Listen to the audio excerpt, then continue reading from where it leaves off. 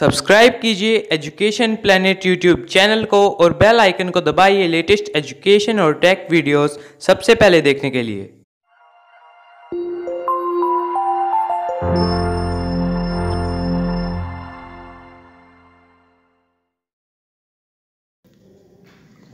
प्रिय विद्यार्थियों, आपका स्वागत है एजुकेशन प्लेनेट नोहर चैनल पर। और आज हम कक्षा 3 पर्यावरण विषय में पाठ 8 जल ही जीवन का आधार, इस पाठ को हम पढ़ेंगे। तो जल ही जीवन का आधार, इससे पहले वाला पाठ था वो भी जल के विषय में था। और जल ही जीवन का आधार, इसका अर्थ यह है कि जल के बिना जीवन संभव नहीं है।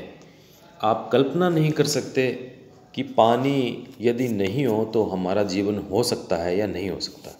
निश्चित रूप से पानी के बिना हम जीवित नहीं रह सकते।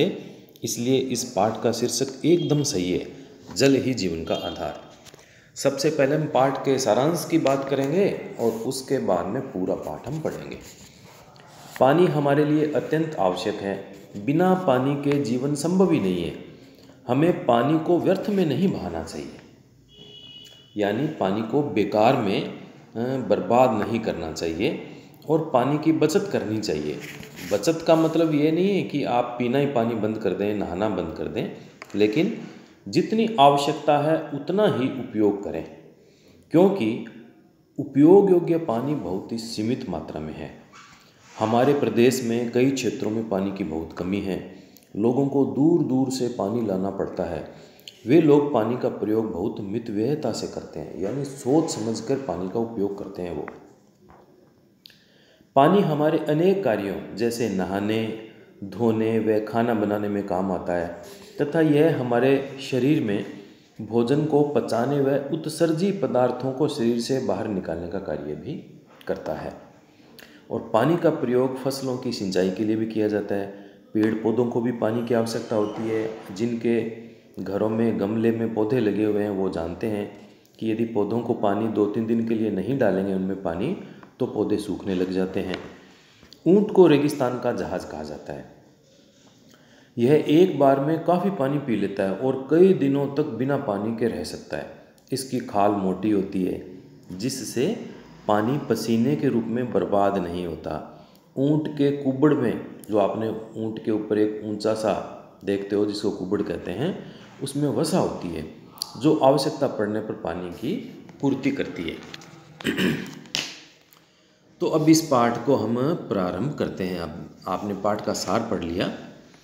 विमला विद्यालय से घर आई तो देखा उसकी माँ पानी भर रही थी। आपकी भी माता जी पानी भरती है। उसने देखा पिताजी मटकी का बचा हुआ पानी फेंक रहे थे। विमला ने पिताजी से पूछा, आप इस पानी को क्यों फेंक रहे हैं? पिताजी ने कहा, बेटा पानी बासी हो गया, यह तो पिछले दिन का भरा हुआ है। विमला ने पिताजी से कहा, पिताजी इस पानी को दूसरे उपयोग में ले लेना चाहिए। आज हमारे गुरुजी ने कक्षा में बताया कि हमें पानी की बचत करनी चाहिए। पानी बहुत ही सीमित मात्रा में है और गुरुजी ने हमें एक पानी की कविता भी सुनाई थी। कविता क्या सुनाई थी? पानी बहुत ही काम का, प्यासा जाने मोल, सोच समझ कर खर्च कर, पानी है अनमोल। यानी पानी बहुत ही काम का है और इसका क्या मूल्य है यह प्यासा ही जान सकता है। यानी जिसको ज़रूरत होती है वो ही किसी वस्तु की जो मूल्य है उसको वो जान सकता है। सोच समझ खर्च कर, पानी है अनमोल। यानी पानी का कोई मोल ही नहीं है, हम कोई मूल्य उसका लगा ही नहीं सकते, इतना अमूल्य पानी है। अब आप बताइए, यदि आपके घर में यदि 2-3 दिन तक पानी नहीं आए तो क्या होगा? और दूसरी बात है, आपके घर में पानी किस किस में भर कर रखा जाता है? और तीसरा, आपके घर में पानी कौन भरता है? ये तीनों प्रश्न है, इनको सोचना है और आपको उत्तर देना है। बिल्कुल पहले का उत्तर बिल्कुल कईयों ने बहुत ठीक सोचा है। पहले का उत्तर होगा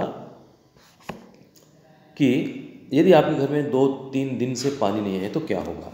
इसका उत्तर होगा, यदि ऐसा हुआ तो बहुत मुश्किल हो जाएगी। न कोई नहा पाएगा, न कपड़े धुल पाएंगे, न खाना बन पाएगा और सभी प्यास से व्याकुल हो जाएंगे। दूसरा प्रश्न है, आपके घर में पानी किस किस में भर कर रखा जाता है? इसका उत्तर होगा, हमारे घर में पानी भरने के लिए पानी की टंकी है। इसके अलावा मिट्टी के मटकों और पानी के कैंपर में पानी भरकर रखा जाता है। तीसरा, आपके घर में पानी कौन भरता है? अब इसका उत्तर अलग अलग हो सकता है। इसका उत्तर यह भी हो सकता है, माताजी और कभी कभी पिताजी भी भरते हैं, बड़ी बहन भरती है पानी, और आप तो छोटे हो, आप तो नहीं भरते होंगे, लेकिन आप कुछ मदद पानी में ज़रूर कर देते होंगे। फिर अब देखिए जल के दुरुपयोग। एक तो होता है उपयोग और एक होता है दुरुपयोग। यानी सही उपयोग करना तो कहलाएगा उपयोग, और जब हम उसको गलत तरीके से उपयोग कर रहे हैं वो कहलाएगा दुरुपयोग। अब यहाँ पर ये आपकी तरह ये एक विद्यार्थी है, एक छात्र है, ये मंजन कर रहा है, और मंजन करते समय इसने क्या कर रखा है? पानी के नल को खुला छोड़ रखा है। अब जितनी देर तक ये मंजन करता रहेगा उतनी देर तक पानी बेकार जाता रहेगा, तो ये पानी का दुरुपयोग हुआ। तो आप भी जब मंजन करते हैं, पेस्ट करते हैं, तो उस समय जो पानी का नल है उसको बंद रखना चाहिए। जब आपको आवश्यकता हो खोल के उसको पानी ले लीजिए, और आवश्यकता नहीं हो तो इसको बंद रखिए। इसी प्रकार से घर में कई लोग सेव करते हैं, उस समय दाढ़ी बनाते हैं, सेव करते हैं, उस समय भी नल को खुला छोड़ देते हैं, वो भी पानी का दुरुपयोग है। एक जल का दुरुपयोग दूसरा इसमें दिखाई दे रहा है कि ऐसे बहुत से नल होते हैं जिनमें से हमेशा पानी टपकता रहता है। तो ऐसे नल जिनमें से हमेशा पानी टपकता रहता है, आप कल्पना नहीं कर सकते कि वो कितना पानी बर्बाद कर देते हैं। अगर बूंद बूंद पानी भी किसी नल में से गिर रहा है तो 24 घंटे में कम से कम 25-30 लीटर पानी वहाँ से बर्बाद हो जाता है। और इस प्रकार से कहीं ज़्यादा पानी निकल रहा है तो फिर आप कल्पना कीजिए कि हज़ारों लाखों लीटर पानी ऐसे अच्छा स्वच्छ पानी चला जाता है। ये तीसरा देखिए, पानी की आवश्यकता थी और हमें पानी की बाल्टी भरनी थी। हम बाल्टी को नल के नीचे रख दिया और छोड़ के कोई और काम करने लग गए। हमें ध्यान ही नहीं रहा कि कब बाल्टी पानी से भर गई और पानी उसमें से बेकार ही जा रहा है, और ये जो पानी बेकार जा रहा है वो सारा का सारा नाली में चला जाता है। तो ये जल के दुरुपयोग के कुछ तरीके हैं। इन तरीकों से हमें बचना चाहिए और जल का दुरुपयोग नहीं करना चाहिए। अब चर्चा कीजिए और लिखिए। अब ये भी प्रश्न ही है, इन चित्रों में क्या क्या हो रहा है? पहला है, इन चित्रों में क्या क्या हो रहा है? इन चित्रों में पानी का दुरुपयोग हो रहा है। इसका उत्तर होगा, इन चित्रों में पानी का दुरुपयोग हो रहा है। पहले प्रश्न का उत्तर है। अब दुरुपयोग किस प्रकार से हो रहा है? नंबर 1, पहले चित्र में बालक ब्रश कर रहा है और नल से व्यर्थ पानी गिर रहा है। दूसरे चित्र में नल से पानी टपक रहा है और तीसरे चित्र में बाल्टी में बिना उपयोग के पानी बह रहा है। प्रश्न नंबर 2 है, आपने इस तरह पानी को व्यर्थ होते हुए कहाँ कहाँ देखा है? इसका उत्तर होगा, मैंने इस तरह पानी को व्यर्थ होते हुए घरों, विद्यालयों और सार्वजनिक स्थानों पर देखा है। तीसरा प्रश्न है, आपके आसपास के व्यक्ति किस किस प्रकार से जल का दुरुपयोग करते हैं? इसका उत्तर होगा, कई व्यक्ति नहाने के लिए आवश्यकता से अधिक पानी गिराते हैं। अनेक स्त्रियां या अनेक महिलाएं सब्जियों को अनावश्यक रूप से बार बार धोकर पानी फेंक देती है। भी आपने एक बार 2 बार सब्जी को धो लिया वो ठीक होगी, लेकिन कई लोग 4 बार 5 बार उसको धोते रहते हैं, तो ये भी वहम उसमें ज़्यादा होता है। तो इसका उत्तर एक बार फिर से आप सुन लीजिए ताकि आप ठीक प्रकार से इसको लिख सकें। कई व्यक्ति नहाने के लिए आवश्यकता से अधिक पानी गिराते हैं। अनेक महिलाएं सब्जियों को अनावश्यक रूप से बार बार धोकर पानी फेंक देती है। बहुत से लोग एक एक कपड़ा धोते हैं और बहुत सारा पानी बर्बाद कर देते हैं। बहुत से घरों में फर्श एवं गाड़ियों आदि को पोंछने के बजाय पाइप से धोया जाता है, जिससे बहुत बड़ी मात्रा में पानी बर्बाद हो जाता है। प्रश्न नंबर 4, आप इस तरह जल के दुरुपयोग को रोकने के लिए क्या करेंगे? इसका उत्तर होगा, हम ऐसे लोगों को पानी के दुरुपयोग से होने वाली हानियों को बताएंगे, लोगों को पानी बचाने के लिए प्रोत्साहित करेंगे, सार्वजनिक नलों के पास सूचना चिपकाएंगे जिस पर लिखा होगा उपयोग के बाद नल ठीक से बंद कर दें। 5वां प्रश्न है, यदि आपको 1 बाल्टी पानी दे दिया जाए और कहा जाए कि इतने पानी में ही पूरा दिन गुजारा करना है तो आप किस तरह से पानी का उपयोग करेंगे?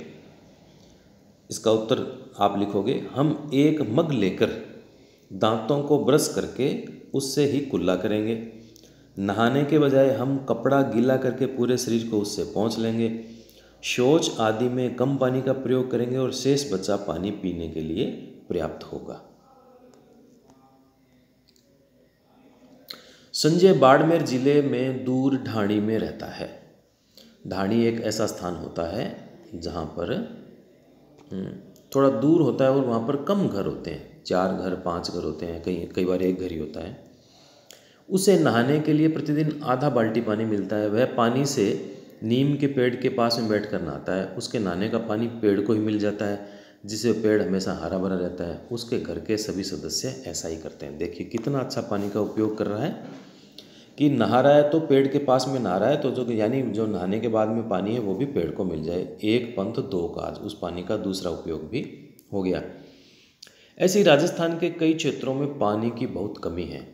कई लोगों को दूर से पानी लाना पड़ता है। वे लोग पानी का उपयोग बड़ी मितव्ययता से करते हैं। बरसात के जल को इकट्ठा करने के लिए उनके घरों या ढाणियों में टांके बने होते हैं। यदि हम बरसात का पानी इकट्ठा कर लें तो पानी की कमी को दूर किया जा सकता है। जिस प्रकार से आपके घरों में टैंक बने होते हैं, उसी प्रकार से पानी को इकट्ठा करने के लिए जो अंडरग्राउंड ज़मीन में ही जो स्थान बनाया जाता है उसको टांका कहते हैं। यदि हम बरसात का पानी इकट्ठा कर लेते हैं तो पानी की कमी को दूर किया जा सकता है, क्योंकि जब वर्षा होती है तो पानी बहुत बड़ी मात्रा में हमें मिलता है और वो इकट्ठा नहीं करेंगे तो वो बेकार में ही सारा पानी या तो ज़मीन में चला जाएगा या फिर नालियों के द्वारा बहकर वो बेकार चला जाता है। तो ऐसे पानी को यदि हम किसी टैंक में इकट्ठा कर लेते हैं तो उसका हम पूरे साल भर तक के लिए पीने के लिए उपयोग कर सकते हैं, अन्य काम के लिए उपयोग कर सकते हैं, तो पानी की कमी को दूर कर सकते हैं। अब देखिए स्थानीय क्षेत्र की टंकी से लोग पानी भरते हुए, ये गाँव में इस प्रकार से टंकियाँ बनी होती है और ये महिला यहाँ से पानी भर रही है। और कई बार इस प्रकार की व्यवस्था नहीं होती तो लोगों को दूर दूर से पानी लाना पड़ता है। तो इस पाठ के प्रारंभ में कहा गया कि जहाँ पानी की कमी होती है वही लोग पानी का मूल्य समझते हैं। तो कई ऐसे स्थान अभी भी भारत में हैं जहाँ से महिलाओं को, पुरुषों को बहुत दूर दूर तक पानी के लिए जाना पड़ता है। अब आप देखिए, चित्र को देखकर बताइए कि पानी कहाँ से ला रहे हैं। तो ये जो चित्र हमें दिखाया गया था, तो पानी लाने वाले लोग पानी स्थानीय टंकी और दूर दूर से ला रहे हैं। पहले वाला चित्र था उसमें टंकी से ला रहे थे और दूसरे में कहीं दूर स्थान से ला रहे थे। तो इसका उत्तर आप दोगे, पानी लाने वाले लोग पानी स्थानीय टंकी एवं दूर दूर से ला रहे हैं। दूसरा प्रश्न है, सुबह उठने से लेकर रात सोने तक आप पानी को किन किन कामों में उपयोग लेते हैं, सूची बनाइए। अब आप सोचिए कि सुबह उठने के बाद और रात्रि सोने तक आप कहाँ कहाँ पानी को काम में लेते हैं। तो इसका उत्तर होगा नंबर 1 कुल्ला करना, नंबर 2 शौचालय में डालना, नंबर 3 नहाना, नंबर 4 पीना, नंबर 5 कपड़े धोना, नंबर 6 भोजन बनाना, नंबर 7 सेविंग करना, नंबर 8 बर्तन धोना आदि। इसके अलावा और भी कामों में पानी उपयोग में आता है। अब इसमें एक दे रखा था कुल्ला करना, यहाँ से प्रारंभ करना है, तो बाकी की हमने पूर्ति कर दी है। जल हमारे दैनिक कार्य जैसे नहाना, धोना, पीना व खाना बनाने के काम तो आता ही है। इसके अलावा भोजन को पचाने, शरीर से उत्सर्जित पदार्थ निकालने में मदद करता है। भोजन को पचाने के लिए भी पानी की आवश्यकता है और शरीर से उत्सर्जित पदार्थ यानी शरीर में ऐसे पदार्थ जो शरीर के काम नहीं आते हैं वो अलग हो गए, उनको बाहर निकालने के लिए पानी की आवश्यकता होती है। फिर शरीर के तापमान को नियंत्रित करने का काम भी पानी करता है, अतः हमें भरपूर पानी पीना चाहिए। आप छोटे बच्चे हो तो आपको कम से कम दिन में 4-5 गिलास पानी पीना चाहिए। बड़ा कोई है तो उसको 8 से लेकर 10 गिलास तक पानी पीना चाहिए। सुबह उठकर पानी जो पीते हैं कहा जाता है कि वो अमृत के समान होता है। इसलिए प्रातःकाल उठकर पानी मौसम के अनुसार पीना चाहिए। गर्मी है तो आप सामान्य पानी पी सकते हैं, फ्रिज का पानी, ज़्यादा ठंडा पानी पियोगे तो वो नुकसान करेगा। और अगर मौसम सर्दी का है तो उस समय आप सामान्य पानी, बहुत ज़्यादा गर्म भी नहीं हो और ठंडा भी नहीं हो, गुनगुना पानी आप पी सकते हैं। और कहा जाता है कि यदि आप गर्म पानी पीते हो तो वो औषधि के रूप में काम करता है। तो अभी तक हमने पानी के उपयोग को समझा। पेड़ पौधों और जीव जंतु के लिए भी पानी की आवश्यकता होती है, क्योंकि जिस प्रकार से मानव पानी के बिना नहीं रह सकता, वैसे ही पेड़ पौधे और जीव जंतु भी पानी के बिना नहीं रह सकते। अब आप फिर सोचिए और बताइए कि आपने आसपास किन जीव जंतुओं को पानी पीते हुए देखा है। आपने किन किन जीव जंतुओं को पानी पीते हुए देखा है, सोचिए और बताइए। इसका उत्तर होगा गाय, भैंस, कुत्ता, बंदर, बकरी, ऊंट, चिड़िया आदि को पानी पीते हुए देखा है। इसमें किसी और जानवर को आपने देखा है तो उसका नाम भी आप जोड़ सकते हो। आपने कभी पेड़ पौधों को पानी पीते हुए देखा है, ये दूसरा प्रश्न है। इसका उत्तर होगा नहीं, किंतु पौधों की जड़ों में पानी डालते हुए देखा है। पेड़ पौधे अपनी जड़ों के द्वारा मिट्टी से पानी सोखते हैं। अगला प्रश्न है, आपके क्षेत्र में बरसात के जल का संग्रहण कैसे करते हैं। संग्रहण का मतलब होता है इकट्ठा करना।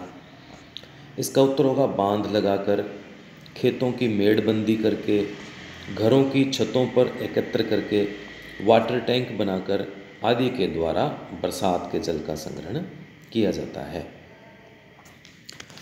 अगला प्रश्न है, आपके विद्यालय में जल संग्रहण कैसे किया जाता है। इसका उत्तर होगा वाटर टैंक बनाकर, विद्यालय की छत पर स्टोर करके, जमीन के अंदर टैंक बनाकर विद्यालय में जल का संग्रहण किया जाता है। अगले प्रश्न की ओर चलते हैं। ये देखिए, आपके सामने है बारिश के जल का संग्रहण। अब देखिए, ये वर्षा हो रही है, पानी बरस रहा है। अब पानी ये छत पे गिरा, छत का पानी इकट्ठा होकर इस पाइप के द्वारा आया और इस पाइप के द्वारा आकर इस टंकी में आ गया और यहाँ पे पानी इकट्ठा हो गया। इस प्रकार से जो पानी इकट्ठा किया जाता है इसको कहते हैं रेन वाटर हार्वेस्टिंग सिस्टम, यानी वर्षा के जल का संग्रहण करने का ये एक तरीका है। वर्षा का जल एकदम शुद्ध होता है, इसलिए वर्षा का जल अमृत के समान होता है। इसका पानी को इकट्ठा करना चाहिए और उपयोग में भी लेना चाहिए। अब जल के उपयोग दिखाई दे रहे हैं। देखिए, जल का उपयोग कहाँ कहाँ हो रहा है। नहाने में हो रहा है, पीने में हो रहा है, खेतों में पानी डाला जा रहा है, पेड़ पौधों को सिंचा जा रहा है, ये बर्तन धोए जा रहे हैं और ये गायों को और अन्य जानवरों को पानी पिलाया जा रहा है और ये कपड़े धोए जा रहे हैं। तो ये जल का उपयोग हो गया है। पेड़ पौधे पानी की आवश्यकता को कैसे पूरा करते हैं। इसका उत्तर होगा पेड़ पौधों की जड़ें जमीन में जमी होती है और ये जमीन से जड़ों द्वारा पानी सोख कर अपनी आवश्यकता को पूरा कर लेते हैं। अब आगे चलते हैं। आपने आसपास लोगों को पेड़ पौधों को पानी देते हुए देखा होगा।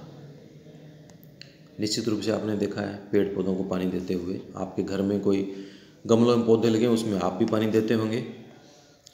तो लोग पेड़ पौधों को पानी देते हैं। इसी प्रकार किसान अपनी फसल को पानी से सींचते हैं। यह भी आपको पता होगा कि बरसात नहीं आने पर फसलें सूख जाती है। अतः पेड़ पौधों को भी पानी की ज़रूरत होती है। वे अपने लिए पानी जमीन के अंदर जड़ों द्वारा सोखते हैं। जंतुओं को भी पानी की आवश्यकता होती है। सभी जंतुओं को अलग अलग मात्रा में पानी की आवश्यकता होती है। जैसे ऊंट की हम बात करते हैं। एक बार पर्याप्त मात्रा में पानी पीने के बाद बहुत दिनों तक ऊंट को जल की आवश्यकता नहीं पड़ती। क्यों? इसकी खाल मोटी होती है तथा इसे पसीना कम आता है। साथ ही इसका मूत्र गाढ़ा व मल शुष्क होता है। इस कारण उसके शरीर में पानी का खर्च बहुत कम होता है। और आपने सुना होगा कि उसकी कुबड़ में पानी की थैली होती है, परंतु वास्तव में इसकी कुबड़ में वसा होती है जो आवश्यकता पड़ने पर पानी बदल जाती है। और ऊंट रेगिस्तान का जहाज कहलाता है। यानी रेगिस्तान में ऊंट बहुत ज़्यादा उपयोगी होता है। अब आपने क्या सीखा? पानी की बचत करना आवश्यक है। हमने सीखा पानी की बचत करना आवश्यक है। बरसात के पानी का संग्रहण करना चाहिए। पानी के कई उपयोग होते हैं। पेड़ पौधों को भी पानी की आवश्यकता होती है और रेगिस्तान का जहाज ऊंट कई दिनों तक पानी पिए बिना रह सकता है। और अंत में इस पाठ का सारांश क्या आएगा? सोच समझकर खर्चें पानी, व्यर्थ बहाने में है हानि। तो ये जल के बारे में बहुत ही शानदार पाठ था और मैं आशा करता हूँ कि इस पाठ को आपने अच्छी तरह से समझा है और समझकर इसके अनुसार आपको चलना है। पानी को बर्बाद नहीं करना, क्योंकि जल ही जीवन है और जल ही हमारे जीवन का आधार है।